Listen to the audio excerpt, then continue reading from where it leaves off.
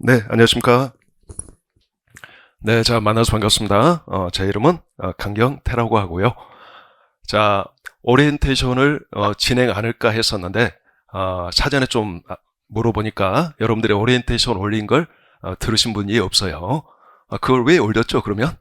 자, 그래서 좀 시간은 걸리겠지만, 오리엔테이션을 진행하고 수업에 들어가도록 할게요. 자, 2024년 세무사 2차 대비 원가 관리액에 관련해서 총 4개로 구분해서 자, 알려드리도록 하겠습니다. 자, 첫 번째. 자, 세무사 2차 시험에서 원가액에는 뭐 잘 아시겠지만, 회계학 일부에 포함돼서 나오죠. 회계학 일부. 그래서 총 100점 중에 40점이 되겠고, 그리고 두 문제죠. 그래서 비중은 좀 낮아요. 재무회계랑 똑같은 두 문제지만 재무회계는 60점이고 원가는 40점이니까 비중은 좀 낮지만 한 가지 문제가 원가회계는 점수 편차가 좀 심하다는 거. 그래서 하이 리스크 과목이라는 거. 그래서 여러분들이 잘 보면 40점이고 실수 좀 하면 20점이 될 수 있다는 거지. 그러니까 이걸 좀 조심해야 되는 과목. 자, 그 다음에 이제 한 가지 가장 중요한 게 있어요. 자, 뭐냐면 자, 2015년 이전과 2015년 이후에 자, 한 가지 크게 바뀐 게 있어요. 자, 2014년까지는 뭐 문제 3번에 20점 요까지만 문제 배점이 부여가 됐어요. 그러다가 2015년부터 이제 응시생 수가 늘어나고 하다 보니까 여러 가지 이유로 인해 아마 채점의 편리성도 중요한 이유였을 겁니다. 그래서 여러 이유로 인해 자, 문제 3번에 20점뿐만 아니라 물음 1번에 뭐 4점 이런 식으로 물음별 배점이 부여가 됐어요. 이 말은 무슨 의미냐면 이제 채점을 정답 가져가겠다는 거야. 자, 물음별 배점을 줬다는 것은 사후적으로 조정이 불가능하죠. 자, 그렇기 때문에 문제 즉 과목별 적정 난이도를 조절해서 사후적으로 조정이 안 되는 거예요. 그러니까 자, 물음 1번에 4점이다 이 말은 물음 1번에 정답을 맞춰야지 4점을 주겠다는 거예요. 만약에 과정은 좋았는데 계산 실수로 해서 답이 틀렸다고 뭐 몇 점일까요? 빵점. 빵점이에요. 분점수가 없다는 거예요. 자, 이걸 명심하셔야 돼요, 여러분들. 이제 주관식 문제가 아닌 거예요. 자, 어떤 거죠? 단답형.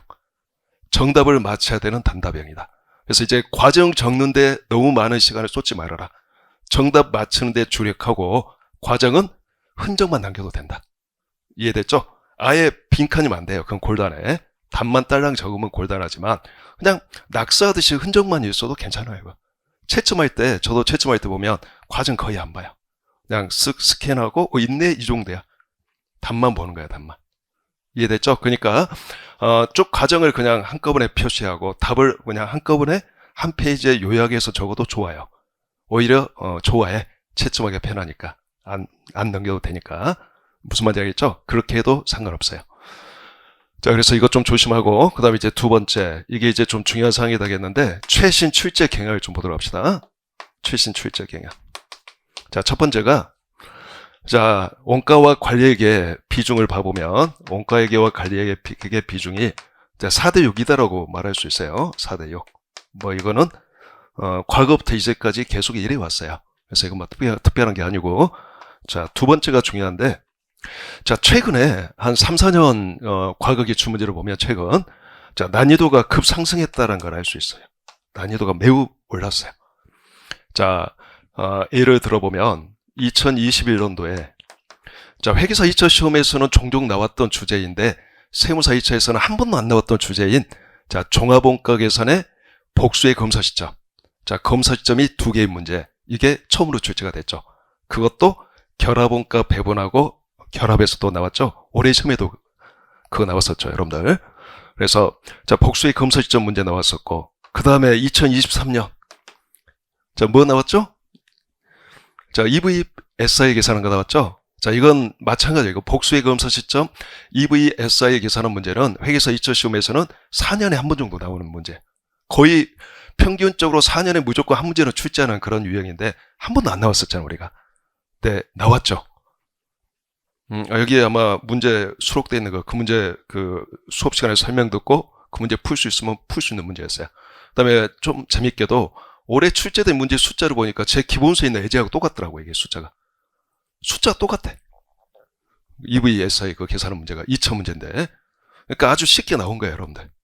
그것도 일부는 또 주기까지 했어. 그러니까 그걸 줬기 때문에 더 헷갈리는 사람도 있었을 거예요, 이게. 차라리 안 줬으면 더 나았을 건데. 자, 그래서 어쨌든 이런 식으로 회계사 2차에서 나오고 세무사 2차에서는 한 번도 안 나왔던 그런 주제들이 이제 툭툭 튀어나온다는 거죠. 자, 그래서 이제 조심해야 된다는 거지. 즉, 이거는 최근에 한 번도 안 나왔으니까 그냥 패스해야 되겠다. 자, 자본예산 뭐 이런 거. 이런 생각하면 돼요, 안 돼요? 여러분들이 동차라면 괜찮아요. 어차피 리스크를 지고 한번 시도해 볼 만해. 근데 유예는 안 되죠. 내년이 마지막으로 생각하고 공부를 해야 되겠죠. 내후년이 있어요, 없어요? 우리 계획에. 끔찍하죠. 내년 이맘때쯤은 우리가 스키 타고 뭐 해외여행 가고 그래야 될 시점이잖아, 우리가. 시험 다 끝나고. 아니면 뭐 취업을 해서 뭐 이렇게 뭐 신입생은 아니고 뭐지 그? 수습생은 아니잖아. 근데 어쨌든 새로운 직장에 적응하면서 이렇게 그럴 때잖아, 우리가. 자, 그러니까 내년이 마지막으로 생각이 되니까 지금 시간 있을 때 다 해놔야 돼요, 실은. 나중에는 줄일지라도. 그래서 새로운 유형은 어렵게 나오잖아요, 여러분들. 기본적인 걸 물어봐, 기본적인 거. 새로운 거 안 나왔던 거. 예를 들어 자본회사 이런 것들도. 그러니까 기본적인 게 나오면 풀 수 있도록 해놔야 돼요. 거기에서 10점 정도 차이가 나버릴 수 있는 거니까. 10점이면 전체적으로 평균 2.5예요. 자, 지금은 이제 합격하기 위해서는 평균 얼마가 돼야 돼요? 60은 이제 넘어야 될 것 같아. 예전처럼 50대 8점이면 합격한다 이게 아니야, 이제. 이제는 60 이상. 자, 아마 60 거의 60이라고 볼까요? 거의 60이라고 봐야 될까요? 60 이상이면 다 합격이니까 60은 넘겨야 된다고 생각을 해야 돼요, 여러분들. 무슨 말인지 알겠죠? 50대 후반이 아니라 60은 넘겨야 된다. 그러니까 회계학 1, 2부 합쳐서 최소한 이제 140도 좀 불안한 것 같아, 제 생각은. 한 150 가까이 나와야 될 것 같아. 1부, 2부 합쳐서. 그러잖아요, 여러분들. 자, 네 과목 60 평균 나오려면 240점이 돼야 되는데 회계학 1, 2부에서 150점 정도 깔고 세법학 1, 2부에서 꽈락 없이 한 90점 정도 깔아주면 90점? 우습죠? 뭐 100점 정도 까면 한 250점 이렇게 되는 거잖아. 근데 목표가 원래 뭐 150인 거지. 좀 부족할 수도 있잖아. 145 이렇게 맞을 수도 있는 거니까. 또 그러니까 항상 계획을 잘 세워야 돼. 과목별 계획을. 세법학은 생각만큼 점수가 안 나올 수도 있어요. 여러분들 잘 적었다고 생각하는데. 왜냐하면 거기에서 합격생 수를 조절해야 되니까. 그러니까 상대적인 거란 말이야. 근데 푸는 것은 답을 맞추면 점수를 줄 수밖에 없는데 소수량은 깔 수가 있단 말이야. 어느 정도 잘 썼지만 상대적으로 좀 빈곤하네 하면 많이 점수를 적게 줄 수도 있어요. 이걸 제대로 줘버리면 합격생이 너무 많이 늘어나 버리니까 숫자를 조정해야 되니까. 무슨 말인지 알겠죠, 여러분들? 자, 그런 측면이 있다는 걸 알아두시고 어쨌든 난이도가 많이 오르고 있다. 난이도가 많이 떨어뜨려야 된다, 이제. 응시생 수가 많아져서 많이 떨어뜨려야 된다. 그러면 회계학 1, 2부에서 난이도를 높일 수밖에 없다. 세법학은 애시당초 높았다. 그거는 뭐 고문줄이다, 채점이. 이렇게 좀 생각하시기 바라고. 그 다음에 이제 세 번째.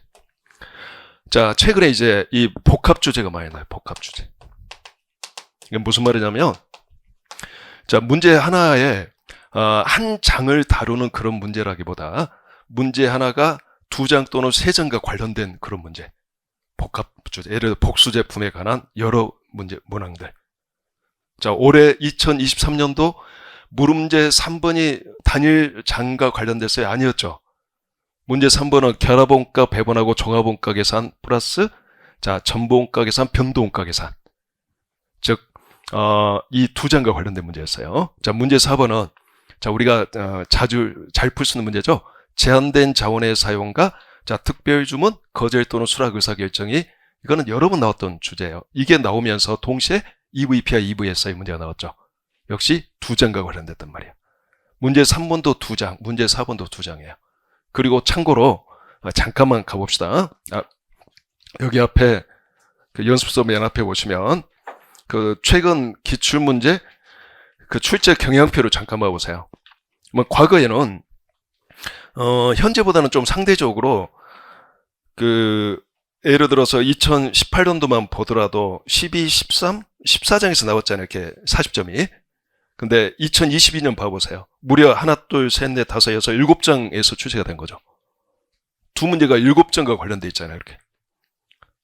이렇게 한 문제가 여러 주제를 다룬다는 거야. 그럼 이건 좋은 걸까 나쁜 걸까 여러분들? 어떻게 보면 기초 약한 사람 좋은 거야 이게. 자, 무릎마다 장이 달라진다는 거죠. 그러면 이거는 우리 객관식 문제, 심화 문제 느낌이에요. 객관식 심화 문제 느낌이야. 그리고 또 하나가 좀 실수하더라도 하나를 맞출 수 있는 구조야. 연계가 안 되는 거지 잘. 그런 문제가 은근히 많다는 거야. 그러니까 어떻게 보면 좋은 거일 수도 있고 또 어떻게 보면 기초 약한 사람은 뭘 물어보는지 헷갈릴 수도 있어. 그래서 시간을 많이 소비해서 오히려 틀릴 수도 있고. 그러니까 이거는 장점과 단점이 다 있는 거예요. 근데 어쨌든 요즘 출제 경향이 여러 주제를 다루는 문제로 많이 나오고 있으니까 그런 식으로 좀 대비를 해둬야 된다는 거. 자, 이걸 좀 기억해 둡시다.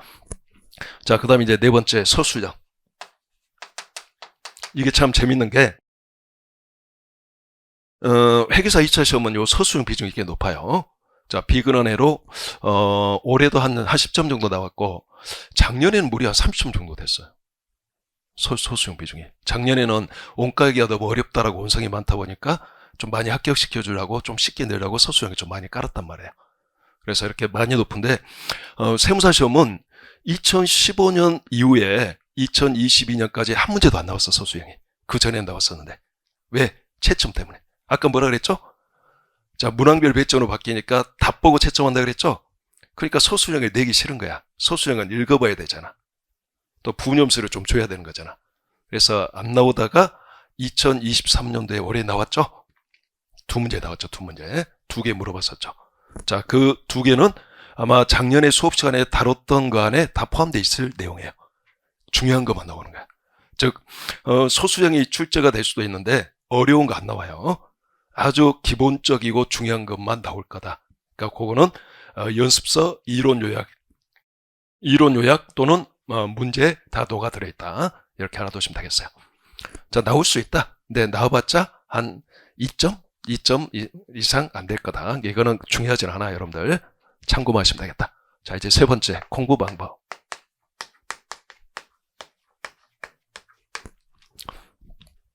요걸 잘 들어야 돼, 요거. 무려 이거 강요하는 거 아니에요. 그냥 제 생각을 언급하는 거예요. 자, 우리가 지금 수업이 됐잖아요. 그러면 예습 아니면 복습 둘 중에 하나 하겠죠? 자, 뭐가 더 효과적이냐면 무조건 예습이 좋은 거예요, 예습이. 2차는 특히 그래. 1차도 마찬가지지만 예습을 해갖고 오세요, 예습을. 미리 이론 읽어보고 문제를 미리 최소한 별표는 다룰 거니까 별표는 풀고 오세요. 시간이 되면 다 풀고, 시간 있을 때. 시간이 없으면 별표라도. 별표는 수업 시간에 다 다룬다고 생각하고, 별표 아닌 건 이제 대부분 안 다루지만 가끔 다루는 게 있을 거예요. 그래서 예습을 해갖고 오되 그냥 하면 안 돼, 이거. 자, 지금은 시간이 많게 느끼지만 가면 갈수록 시간이 부족해. 그러니까 공부를 어떻게 해야 되냐면 항상 제가 강조하는 게 이 다이아몬드식인데 나중에 줄일 수 있어야 된단 말이에요. 짧은 시간에 빨리 여러 번 볼 수 있게끔 줄이는 게 가능해야 돼요. 그렇게 하기 위해서는 평상시에 표시를 잘 해놔야 돼요. 줄일 수 있는 과정. 자, 그래서 제가 강조하는 게 자, GMB 방식이라고 하는데 이게 뭐냐면 자, 저는 이렇게 뭐 이론이 됐건 특히 문제는 항상 표시를 했어요. 공부할 때. 잘 풀렸다 안 보고 그러니까 여러 문제는 확실하게 맞출 수 있을 것 같다 하면 굿이야, 굿. 지 이렇게 표시를 한 게 지. 그래서 지지 되면 아마 제 기억상 더 이상 안 봤던 것 같아요. 이건 합격하는 순간까지. 왜? 항복 받았잖아. 굿, 지지. 항복 받았으니까 뭐 굿게임 아니야 이거. 어쨌든 이건 안 봤다는 거야. 자, 근데 풀긴 풀었는데 좀 찝찝해. 약간 변형이 되면 좀 틀릴 것도 같아. 약간 좀 불안한 게 있어. 그러면 미디움 예를 들어. 그래서 뭐 M 이렇게 표시를 했던 것 같아. 그리고 이거는 희한하게 그 다음 풀어도 또 M이 될 확률이 좀 있어요. 근데 또 M 됐다가 G가 되기도 해. 그러면 GG 되면 이것도 더 이상 거의 안 봤어요. 이것도 이제 나오면 풀 수 있다는 거야, 이건. 이런 유형은 다 가능하다는 거야. 근데 문제를 딱 봤는데, 약간 어려워. 그리고 새로운 것도 있고, 이거는 내가 자신이 없어. 그러면 이건 배드잖아. 배드. 그래서 저는 그냥 배드 이렇게 표시를 했어, 배드. B. 뭐 이거는 또 배드야, 대부분. 그리고 제 기억에 어떤 건 20번 이상 푼 것도 있어요. 이게 희한하게 이렇게 M이 됐다가 뭐 굳고 됐는데 또 풀면 M이 되기도 해요, 이런 건. 그러니까 이거는 좀 더 풀어봐야 되는 거야. 그래서 최소한 어쨌든 요 정도는 자신 있다 할 때까지 푸는 거야. 그러니까 이렇게 모든 문제를 똑같은 회독 수만큼 부여하는 게 아니라 문제마다 달라져야 된다는 거야. 그게 시간을 효율적으로 쓰는 방법이에요. 자, 그래서 일습을 하면서 표시를 해두자. 자, 그 다음에 이제 수업을 듣겠죠. 수업 시간에 어떻게 해야 되냐? 풀면 안 돼요, 여러분들이. 그럼 비효율적이야. 이미 풀어왔잖아. 이것 때문에 이걸 하는 거예요. 수업 시간에는 팔짱에 딱 끼세요. 아주 건방진 자세로 들으세요. 자, 귀를 활짝 열고 눈을 활짝 여세요. 이게 중요한 거야. 자, 보고 듣는 게 굉장히 중요한 것 같아. 수업의 가장 큰 장점은 보고 듣는 거야. 알겠죠? 보고 듣고요. 보고 듣고. 자, 이렇게 함으로 인해서 세 가지 걸 얻어야 돼요. 요 문제의 구조가 어떤지. 왜냐하면 대부분 문제의 구조가 비슷하거든. 2차도. 만드는 게 한계가 있어, 이게. 자, 문제를 우리 교수님들이 굉장히 고민하면서 잘 만드시죠. 근데 문제 구조가 주제마다 거의 비슷하단 말이야. 구조를 아는 게 나중에 잘 풀 수 있는 길이야. 문제 구조를 잘 알아두고 그 다음에 해석을 어떻게 하느냐를 잘 익혀야 돼요, 여러분들. 여러분 표현에 관한 해석을 어떻게 하는지. 내가 잘못 해석할 수도 있잖아요. 해석을 잘못하는 순간 그 문제는 틀리는 거잖아. 굉장히 중요한 사항이죠. 해석, 문제 해석을 어떻게 하는지. 또 문제 푸는 틀이 일정하단 말이지. 주제별로. 문제 푸는 틀을 익히는 거야. 그래야지 빨리 풀 수 있기 때문에. 실수를 하지 않기 때문에. 그래서 세 가지 거. 문제 구조를 익힌다. 문제 해석을 이해한다. 알아둔다. 문제 푸는 틀을 익힌다.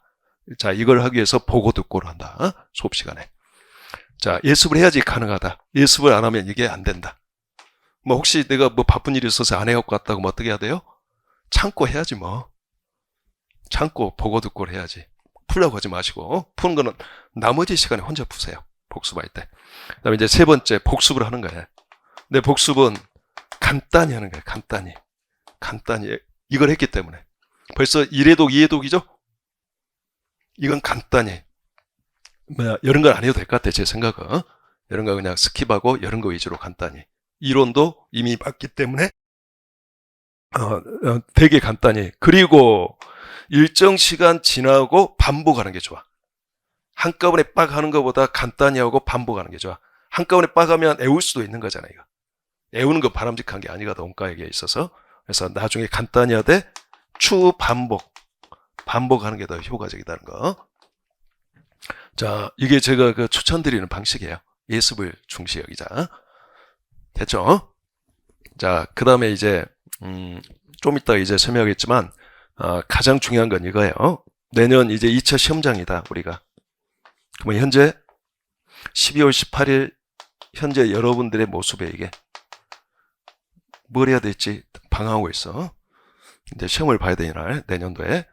자, 근데 이제부터 물론 많이 공부했겠지만 이제 새로운 마음으로 새로 시작한다 보고 이렇게 범위를 넓히겠죠. 이렇게 어느 정도 계속 넓혀 나가야지.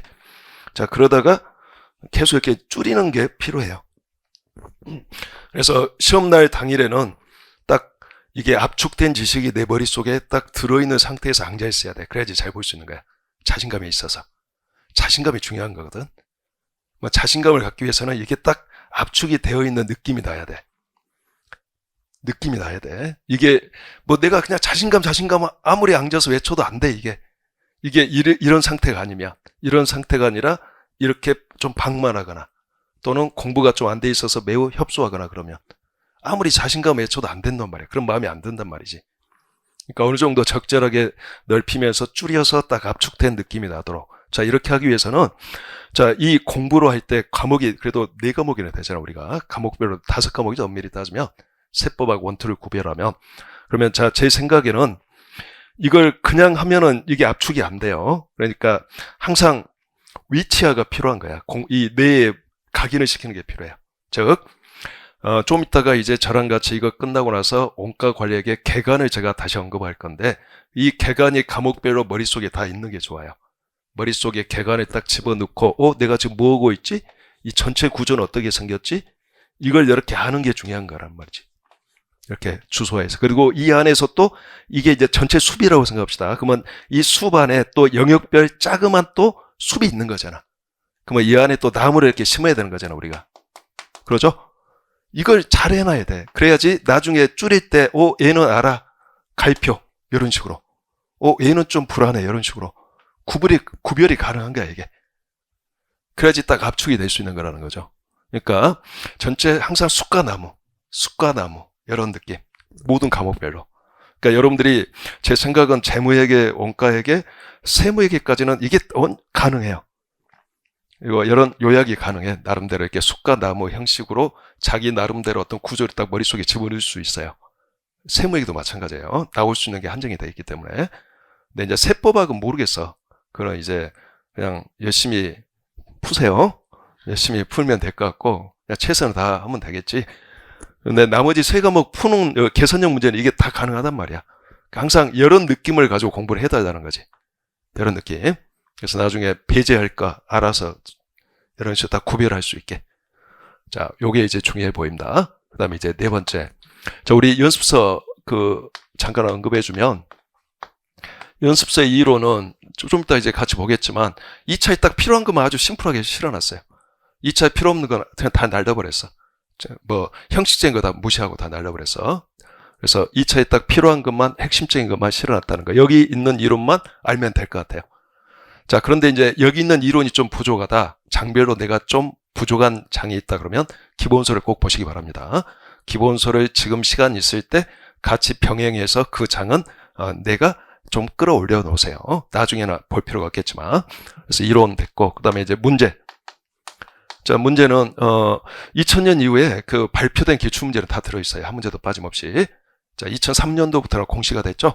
그거는 다 들어있어요. 한 문제도 안 빠지고. 자, 문제는 제가 어떻게 실어놨냐면 앞에 이론하고 순서를 맞춰놨어. 그래서 주제별로 또 같은 주제에서는 쉬운 문제에서 어려운 문제 순차적으로 이렇게 다 생각해놓고 실어놓은 거예요. 그냥 아무거나 그냥 배려놓은 게 아니라 치밀하게 이렇게 구조를 만들어놨어요. 자, 그리고 가장 신경 썼던 게 이건데, 이 배열뿐만 아니라 풀이 방식은 완전히 일치시켜놨어. 자, 1장에서 풀었던 똑같은 주제를 1장에서 풀었다 이렇게 그러면 다른 장도 똑같이 풀었다는 거야. 자, 그리고 이 풀이 방법은 기존의 기본서 객관식 문제하고 똑같은 풀이 방식이야. 똑같게 계속 익숙하게 이렇게 볼 수 있도록 이렇게 해야지만이 이해독을 할 때 빨리 볼 수 있어요, 여러분들이. 1회독은 좀 고생하면서 보겠지만 2회독 때부터 시간을 확 줄일 수 있는 거지. 자, 나의 목표는 이거예요. 1회독은 고생하자. 항상 한 번 할 때 잘해놓자라는 거야. 2회독부터서는 빠르게 보자, 빠르게. 그때는 반복이 중요하다, 반복이. 알고 있는 상태이기 때문에. 그래서 나중에 시험 요쯤 돼서는 이제 연습지에다가 문제를 풀면서 공부하는 건 그건 비효율적이에요. 요쯤 됐을 때는 눈으로 공부하는 거야. 용과도 다 눈으로 공부하는 거야. 문제 1시간에 한 문제 풀 걸 1시간에 눈으로 3장을 공부하는 게 더 나아요. 반복하는 게 더 나아. 애우는 거 아니냐? 아니야. 이미 다 이해하고 있는 거야. 이미 이해하고 있는 걸 휘발성으로 사라지지 않게끔 만드는 거야. 여러분들이 100% 이해가 되어 있는 건 아니니까. 단지 시험 볼 때까지 이해하고 있는 거지. 100%는 아니니까. 제가 과목별로 100% 이해 상태가 되려면 몇 년이 걸린가를 제가 실제 한번 해봤어요. 검증을 해봤어. 5년 공부해야 되겠더라고. 5년 한 과목을 파면 100% 이해가 거의 되는 것 같아. 몇 년 걸리겠어? 세무사 2차 100% 이해해서 합격하려면? 최소 20년. 불가능하잖아요, 이거. 그러니까 시험 볼 때는 그냥 시험 때까지 이해하면 되는 거야. 시험 때까지 이해된 게 지속되면 되는 거야. 이거 100% 가지고 한 8, 90%지만 그 정도면 되는 거야. 이해됐죠? 그 정도까지만 우리가 원하는 거야. 나중에 실무할 때는 원가액이 별로 필요 없어요, 여러분들. 일부장 빼놓고는 그냥 몰라도 세무사 생각하는데 아무 문제 없어요. 재무회계도 그닥 많이 필요 없어. 세법학 내용도 별로 필요 없는 것도 많아. 나중에는 뭐 우리가 이만큼 공부했지만 필요한 건 극히 일부 한 20, 30%? 이것만 잘해도 전혀 문제는 안 돼요. 그건 그때 가서 이제 고민하는 거고, 일단 합격해서 그 무대에 뛰어들 수 있냐가 우리가 중요한 거니까. 그래서 나중은 생각하지 말고 합격에 일단 포커스를 두시기 바라요. 자, 그래서 항상 일관된 풀이, 이게 굉장히 중요한 거다. 이해독을 빠르게 할 수 있는 거. 자, 원가뿐만 아니라 재무회계도 그렇게 공부하시고 다른 것도 그렇게 공부하기를 바란다. 아셨죠? 자, 이게 이제 오리엔테이션이다. 자, 그러면 이제 이거 하고 1교시를 마치도록 할게요. 이거 전체 수를 한번 그려봅시다. 이게 되게 중요해요. 그리고 그 중요한 장 언급하고 마치도록 할게요. 자, 여러분들 여기 보시면 될 것 같아요. 이쪽. 요게 제가 생각하는 원가 관리액의 구조예요. 자, 이제 수를 한번 그려볼까요? 빠르게. 자, 크게 원가 관리액에는 원가회계와 관리회계로 구별이 되는데, 자, 글씨는 그냥 제가 적으면서 그냥 설명할 건데 너무 신경 쓰지 마시고 교재를 보시면 되겠다. 자, 원가회계 목적은 한 가지밖에 없어요. 제품 원가 계산하고자 하는 거예요. 제조업의 제품 원가 계산. 제품 원가 계산을 하고자 하는 회계야. 그래서 이렇게 원가 계산된 정보를 재무제표 작성에 이용하고, 이거는 이제 재무회계 영역이고, 이거 기업 내부 경영에 이용하고, 이게 관리회계 영역이에요. 그래서 제품 원가 계산을 하고자 하는 회계다. 그래서 원가 회계는 자, 공부하는 게 한 가지밖에 없다. 주제가 원가 계산 방법들을 배우는 거다. 제품 원가 계산을 어떻게 할 거냐, 어떤 방법이 있는 거냐, 이 방법들을 배워 나가는 거다. 그래서 1장과 2장은 원가 계산 방법들을 배우기 전에 기초를 우리가 익히는 장이고, 그러니까 요거는 2차 시험에서 직접 나오진 않아요. 근데 물론 2장은 나올 수 있어. 근데 1장은 거의 나오진 않아. 근데 이 내용을 알아야지 나머지 장을 이해할 수 있는 거야. 그 함정에 빠지지 않는 거야. 매우 중요한 장이죠. 그러니까. 그래서 1장, 2장을 통해서 원가 관리에게 기초를 익힌 다음에 3장부터 9장까지 다양한 원가 계산 방법들을 배워 나가는데, 자, 원가 계산 방법들을 쭉 열거하면 우리가 배워야 되는 방법이 무려 한 36가지 정도 될 거예요. 근데 그걸 1번부터 36번까지 번호를 부여해서 배우는 건 비효율적인 거고, 자, 4가지 범주로 구분해서 각각 범주별로 구분해서 배울 거예요. 그런 다음에 8장에서 우리가 결합하는 걸 다룰 거예요. 자, 결합이 중요하죠, 나중에는. 그래서 자, 원가 계산 방법들을 이제 쭉 언급해 드리면, 자, 하나, 둘, 셋, 4가지 일단 범주로 구별해서, 자, 제일 첫 번째, 원가 배분을 그냥 전통적인 방식으로 조업도를 기준으로 대충 할 거냐, 조업도 기준으로만 할 거냐, 아니면 다양한 원가 동의를 사용해서 정확하게 할 거냐. 자, 80년 이전과 80년 이후 이렇게 구별하면 되겠어요. 그래서 원가 배분의 정확성을 어떻게 가지고 할 거냐에 따라, 자, 그게 전통적 원가 계산과 활동 기준 원가 계산으로 구별할 수 있다. 그래서 전통적 원가 계산, 자, 활동 기준 원가 계산, ABC라고 하죠. 자, 이렇게 일단 구별할 수 있다.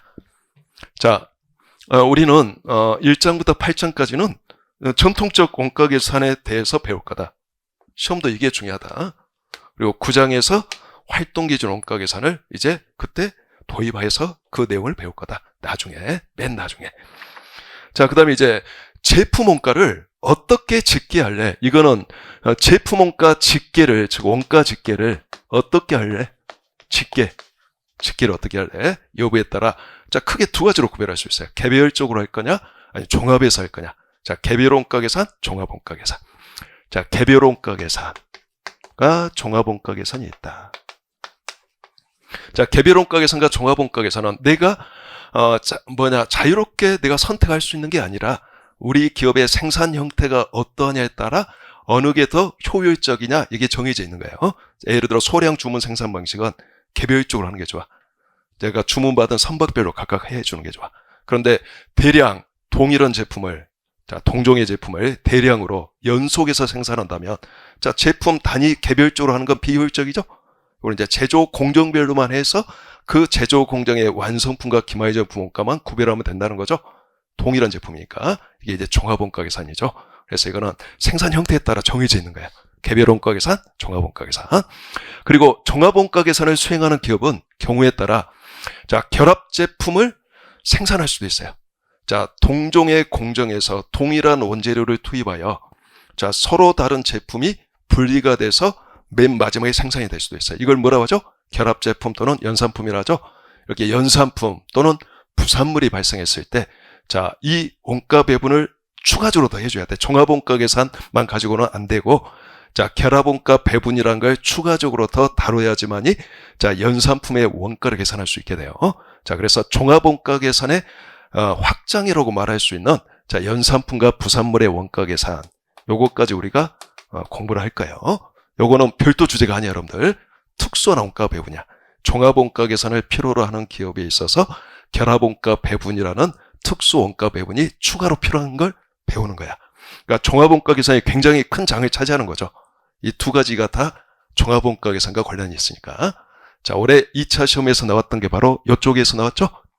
이거랑 결합한 거 나왔죠. 종합원가 계산과 결합해서.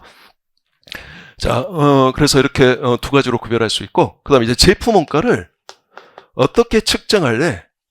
측정하는 방식에 따라 사후적으로 실제 원가로 측정하면 이게 실제 원가 계산이죠. 자, 이거는 사후적 원가 계산이라고 돼요. 실제 원가. 자, 그럼 실제 원가는 두 가지 큰 문제점이 있어요. 이런 건 이제 소수형 문제란 말이야.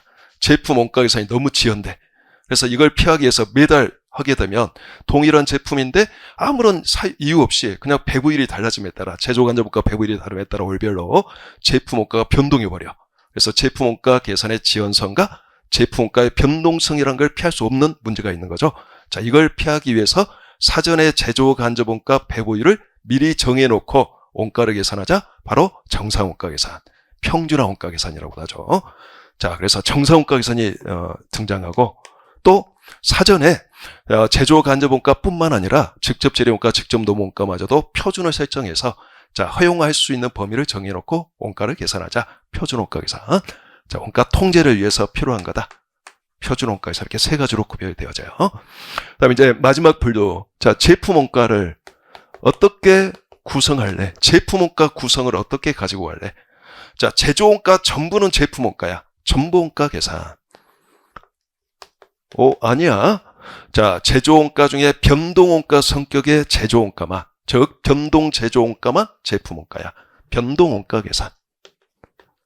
아니야. 제조원가 중에 직접 재료원가 성격만 제품원가야. 초변동 원가 계산. 이렇게 세 가지로 구별되어진다는 거죠. 세 가지로. 자, 우리는 이렇게 배울게요. 자, 1장, 2장 기초를 통해서 자, 기초를 닦은 다음에 3장에서 개별원가 계산, 4장에서 종합원가 계산, 5장에서 연산품과 부산물의 원가 계산, 그리고 6장에서 정상원가 계산, 7장에서 표준원가 계산, 자, 8장에서 변동원가 계산과 초변동원가 계산 이렇게 배울까요? 그러면 실제와 전부는 안 배우는 거냐? 그게 아니라 자, 정상원가 계산 이전의 모든 원가 계산은 실제 원가 계산인 거죠. 그래서 1장부터 5장까지는 실제, 또 1장부터 7장까지는 전부 원가 계산하에서 배웠다는 거죠. 자, 이 말인 즉슨 무슨 의미냐면 이들 네 가지 분류에 따른 다양한 원가 계산 제도들은 따로따로 존재하는 게 아니라 상호 다 이렇게 결합 적용된다는 거예요. 다 하나도 빠짐없이 다 이렇게 결합된다는 게 하나도 안 빠짐없이 이런 식으로. 무슨 말인지 알죠? 그래서 자, 두 가지 원가 배부의 정확성에 따라 원가 집계에 따라 두 가지, 물론 혼합 원가 계산도 있어. 좀 더 깊게 들어가면 그건 이제 무시하고 그 다음에 측정에 따라 세 가지, 구성에 따라 세 가지 해서 더하면 36개 방법이 등장하죠. 이론적으로 36개나 있을 수 있는 거예요. 갑자기 이걸 번호를 붙여서 배우면 어렵겠죠? 그렇게 하는 게 아니야, 공부는. 자, 이렇게 하다 보면 이제 8장이 딱 도래가 돼요. 8장이 딱 도래가 되면 여기서 좀 더 결합할 거예요, 여러분들. 그러니까 이렇게 생각하면 되겠어요. 정상원가 계산이 되면 여기서 이렇게 결합이 되겠죠? 자, 정상, 개별, 정상, 종합 이런 게 나오겠죠? 또 표준, 개별, 표준, 종합이 나오겠죠? 이제 여기가 되면 전부, 정상, 개별, 전부, 정상, 종합 이런 게 다 등장하겠죠?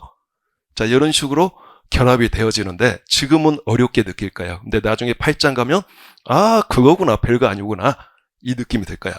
자, 올해 시험에 나왔던 게 이거죠. 전부 종합이 알겠죠? 전부 실제 종합. 변동 실제 종합이었어. 올해 시험에 나왔던 게. 이 두 가지 실제, 여기는 종합원가 계산이었고 여기는 실제고 여기는 전부와 변동이었죠. 올해 시험에 나왔던 게. 기억나죠? 벌써 까맣게? 내년에 똑같게는 안 나올 거예요. 내년에 이제 다른 주제가 나올 건데 근데 어쨌든 그 출제 교수님별로 좋아하시는 주제가 있어요. 그러니까 최근 그 기출문제 동향은 중요한 거예요, 여러분들. 그러니까 유해생이 유리한 거예요. 자, 유해생이 그 문제를 풀었던 그 문제를 냈던 교수님이 내년에도 낼 확률이 더 높단 말이지. 물론 바뀔 수도 있지만 높단 말이죠. 그러니까 문제 표현이라든가 이런 게 좀 더 익숙한 거야. 통자생보다는. 자, 어쨌든 온과얘기는 이런 주제를 다루고 있어요. 하나하나씩 배워나가자. 자신감 가져라. 요때쯤 되면 그냥 알아서 전부 다 저절로 결합이 가능할 능력이 될 거다. 지금은 안 되겠지만, 지금은 정의도 모르겠지만 나중에는 그냥 떠오르게 되어 있어요. 그래서 이거 이제 공부하고 이제 관리계로 가봅시다.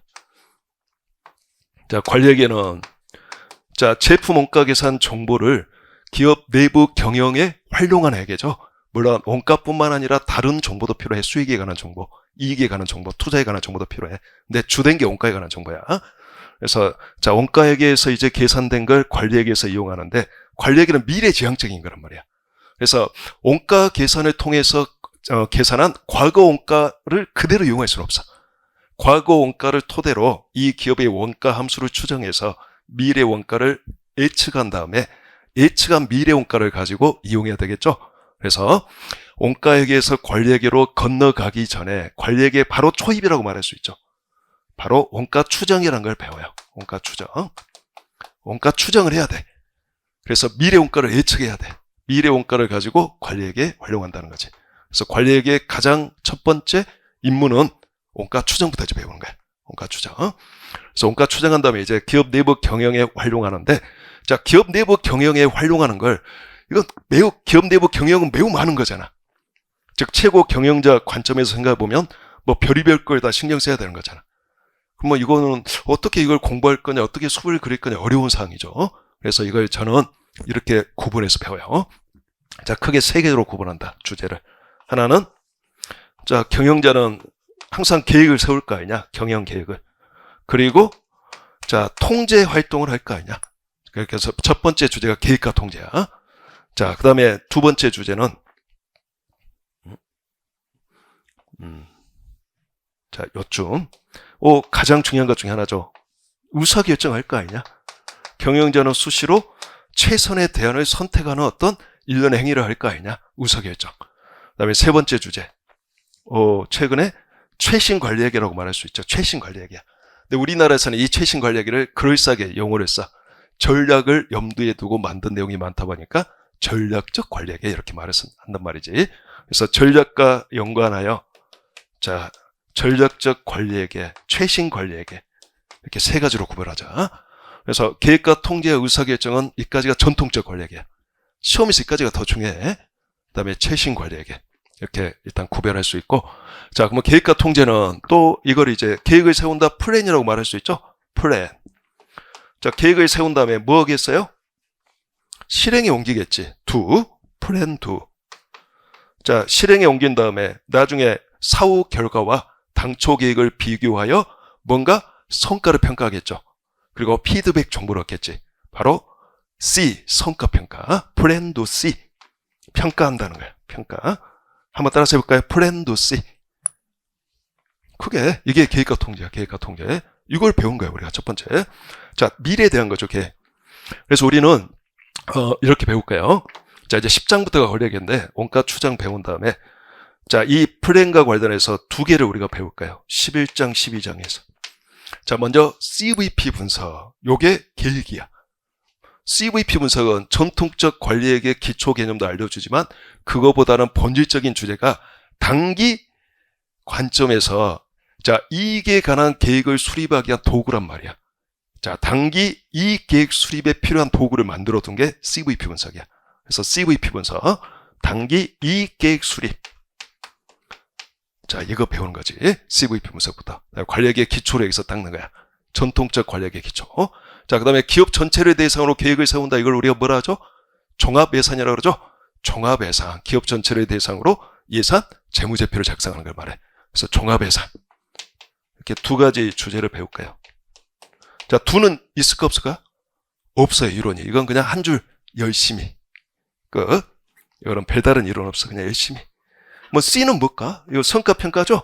그래서 이게 이제 전통적인 성과평가야. 바로 책임회계 제도 하에서 성과를 평가하는 게 전통적 성과평가예요. 그래서 책임회계와 성과평가. 자, 책임회계와 성과평가. 요걸 우리가 다루고자 해요.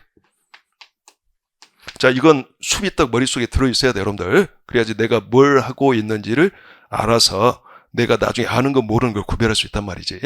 자, 책임회계와 성과평가. 13장에서 배워요. 그러면 통제란 게 뭘까요? 뭐 정의가 중요한 건 아니지만 플랜이 계획이고 do와 C가 통제예요. 통제란 것은 내가 수립한 계획대로 일이 잘 이루어지도록 노력하고 나중에 잘 이루어졌는가를 보고 그리고 피드백 정보를 얻는 일련의 과정을 말해. 이 전체를 통제라 그래. 그러니까 한글로 기억하면 어렵잖아. 그러니까 do와 C가 통제다 이렇게 생각하면 돼. plan do C, plan do C. 자, 여기까지 해서 이제 딱 계획과 통제를 끝내고 그 다음에 이제 의사결정으로 갑니다. 시험에서 가장 중요한 게 의사결정이에요. 자, 의사결정은 또 그냥 막연하게 배우면 안 되니까 구별해서 배워야 된단 말이야. 자, 크게 일단은 확실성과 불확실성과 구별해요. 확실성화는 의사결정할 때 자, 사용하는 요소값을 확실히 알고 있는 상황에서 행하는 의사결정. 불확실성화는 모르고 확률만 아는 경우. 확률을 알고 있는 경우. 확률도 모르면 안 배워. 찍어야지. 그거는 확률도 모르면 배울 게 없는 거지. 그냥 동전 던지기 하는 거지. 그래서 크게 일단 두 가지로 구별해. 확실성화, 불확실성화.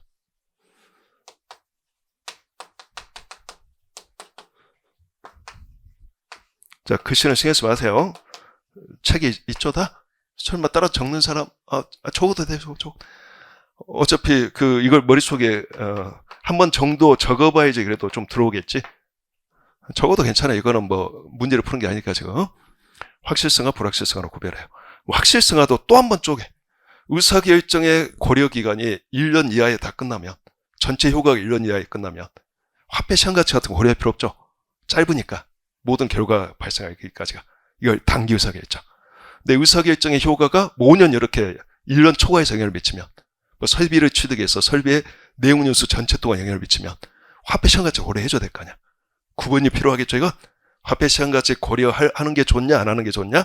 이거 일단 구분이 필요하다는 뜻이지. 그래서 이것도 두 개로 구별해요. 자, 단기와 장기로. 의사결정의 효과가 1년 이하에 다 끝나냐? 1년 초과하냐?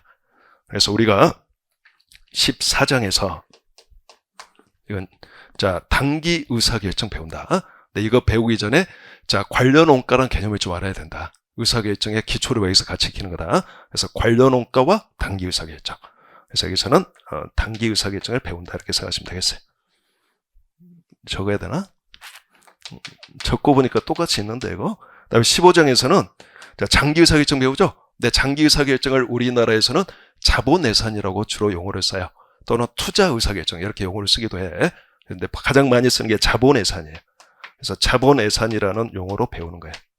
자, 투자를 하기 위해서는 많은 자본도 필요하죠. 그래서 엄밀하게 따지면 이 장기 의사결정의 전체 범위는 재무관리에서 신을 다루는 거야. 재무관리라는 과목에서. 자본 조달도 해야 돼. 이걸 어떻게 투자할 거냐를 다뤄야 돼. 근데 우리가 이제 배우는 건 자본 조달을 안 배우고 조달된 자본은 이미 되어 있는 거고 투자를 어떻게 할 거냐 이거 배우는 거야. 투자를 어떻게 할 거냐. 그래서 자본예산이라는 용어를 쓸 뿐이지 자, 자본에 관한 조달까지는 안 다룬다. 이렇게 알아두면 되겠다. 시험에서 가장 안 나온 게 지금 이거죠. 근데 이게 주의해야 돼요, 여러분들. 올해 회계사 2차 시험에서도 이건 잘 안 나와요. 이유가 재무관리라는 과목을 2차 과목으로 별도로 보기 때문에 거기에서 이게 주로 나오니까 출제가 자주 되니까. 그래서 회계사 2차 시험 공부하는 사람들이 또 원가회계 공부할 때 이걸 많이 패스를 하는데 올해 나왔어 이게. 올해. 이렇게 뜬금없이 낸단 말이야. 왜? 시험이란 떨어뜨리기 위한 목적으로 뭔가 목적이 떨어뜨리기 위한 목적이잖아. 그러니까 떨어뜨리기 위해서는 별의별 수단을 다 강구하겠지. 그러니까 공부를 패스해서는 안 됩니다. 통차 때는 패스했다 할지라도 기본적인 건 해두자. 아주 기본적인 것. 올해 나왔는데 쉽게 나왔어. 회계사 시험도. 아마 제 기본서 봤으면 풀 수 있는 문제일 거야.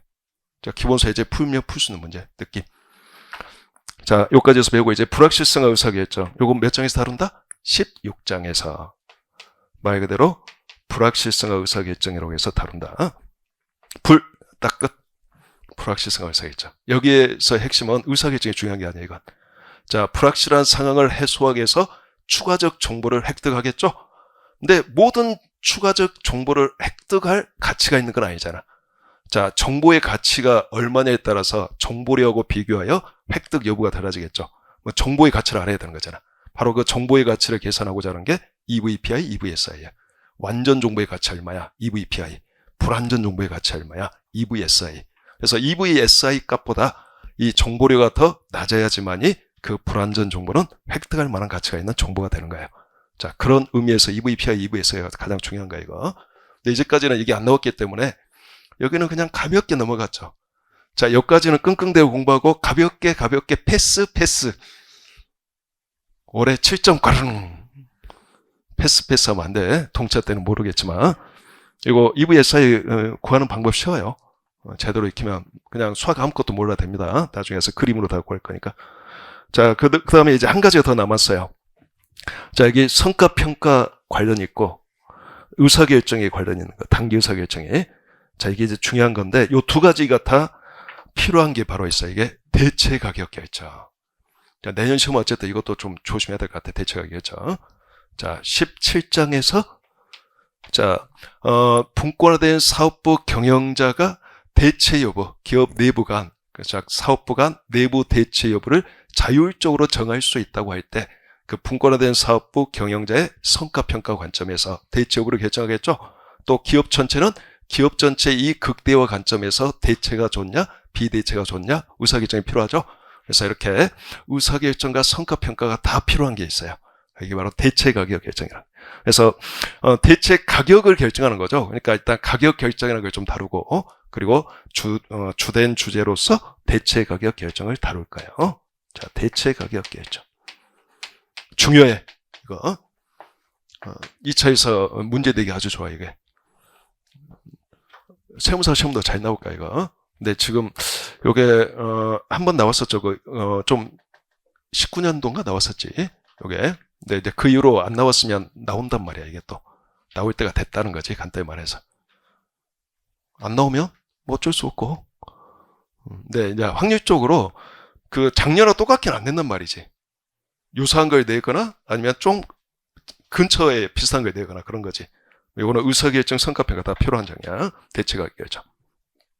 자, 여기까지 해서 이제 전통적 관리기를 다 끝마치고 이제 전략과 관련된 자 최신 관리기를 배우도록 하자. 이건 이제 80년대 이후에 등장한 거죠. 즉, 여기까지의 주된 주제는 효율적 경영이야. 효율성을 중시한 거야. 얼마나 효율적으로 자원을 소비할 거냐. 이게 주된 주제였어요. 근데 이제 최근에는 경쟁이 매우 심화됐잖아. 기업 간 경쟁이. 그래서 이제 효율성은 웬만큼은 다 이제 충족했다고 보는 거고, 효율적인 경영만 가지고는 부족하다는 거야. 이제는 경쟁 우위를 획득하기 위해서는 효율성만 가지고는 안 되니까 효과성이 있어야 되는 거야. 즉, 결론이 좋아야 된다는 거야, 이제. 누구나 효율성을 추구한다는 거야. 그러니까 이제 바람직한 결과를 얻을 수 있는 뭔가 필요하겠지. 경쟁 우위를 획득하기 위해서는. 자, 그러기 위해서는, 자, 다음과 같은 거에 대한 관리가 잘 돼야 되겠죠? 그래서 자, 다음과 같은 거에 대한 관리를 잘하자. 자, 이게 바로 전략적 원가 관리라고 하는데, 이거 파란색입니다. 전략적 원가 관리를 먼저 18장에서 배울까요? 여기는, 자, 다음을 잘 관리하자는 거야. 자, 뭘 관리하자는 거냐면, 원가를 잘 관리해서, 원가를 낮추자. 원가를 낮추자. 그래야지 경쟁 우위를 획득할 거다. 그래서 대부분 가장 주된 사고 원가 절감이야. 자, 그 다음에 두 번째가 품질을 높여서 불량품과 관련된 원가를 낮추자. 과거의 품질은 비재무적 측정을 했던 건데 이걸 재무적 측정을 하고자 하는 거야. 원가라는 개념을 사용해서. 그래서 품질 원가 기억나죠? 벌써 까맣게? 어쨌든 품질 원가를 계산해서 이 품질 원가를 최소화시키고자 하는 거야. 그래서 자, 품질을 높여서 품질 원가를 낮추자. 그래서 이것도 화폐로 관리하고자 하는 거지. 그다음에 시간을 단축해서 시간이 지연됨으로 인해 발생하는 시간 원가, 시간 지연으로 인한 원가, 시간 원가를 낮추자. 다 낮추자야. 품질 원가, 시간 원가를 낮추자. 자, 이렇게 세 가지와 관련된 원가 관리 기법이 약 10여 가지가 있어요. 그것들이 바로 전략적 원가 관리 기법이야. 그래서 요 안에서는 또 이 전략적 원가 관리를 가장 나중에 배우겠지만 이 안에서 또 약간의 수를 또 그려야 돼. 이게 헷갈리니까. 이 안에서 또 나무를 또 잘 배치를 해야 돼. 안 헷갈리게. 그래서 이건 다시 가서 수부위 다시 그려줄게요. 항상 숲. 우리는 숲같이 해야 됩니다. 숲같이 해야 돼. 자, 그 다음에 이제 마지막 19장은 전략적 성과평가와 보상인데, 이거는 세무사 시험에서 별로 안 중요해요. 그래서 이건 1시간 정도만 공부하면 될 것 같아. 이거는 그닥 안 중요해. 자, 균형 성과표, 이빨 문제가 주된 거지, 뭐 계산형 문제로 좀 내기가 좀 어려운 장이야. 물론, 회계사 시험에서는 계산형 문제로도 2번이나 나왔는데, 그거는 특별한 게 아니에요. 문제를 잘 읽는 능력만 있으면 풀 수 있는 문제야. 다 알려주고, 정의를 알려주고, 대입해서 푸는 거니까. 그래서 이거는 서술이 중요한 거다. 그래서 전략적 성과평가로서 균형 성과표 배우고, 보상은 특별하게 공부하지 않아도 될 것 같아. 서술형만 좀 대비하면 될 것 같아. 그래서 이거는 뭐 별로 안 중요해. 자, 요까지가 뭐다? 원가관리에게 수비다. 그래서 전략적 원가관리 성과평가를 마지막으로 다 공부를 마치도록 할 거다. 대충 수의 이치는 이해가 됐나요? 그러니까 여러분들은 요거는 뭐 당연한 거고, 요까지 특히 관리학의 수를 잘 갖추는 게 중요해요. 그래야지 공부하는데 좀 편하단 말이지. 내가 뭘 하고 있는지를 알게 되겠지. 그래서 내일 수업 시간에 들어오기 전까지 이 개간은 머릿속에 좀 떠오를 수 있도록, 주소 위치를 짝짝 떠오를 수 있도록, 나무는 아직 안 배웠으니까 나중에 심도록 하자. 하나 개간 전체만 좀 떠오르도록 하자. 자, 여기까지 해서 오리엔테이션을 다 마치고, 자, 2교시 때 이제 수업 하도록 합시다.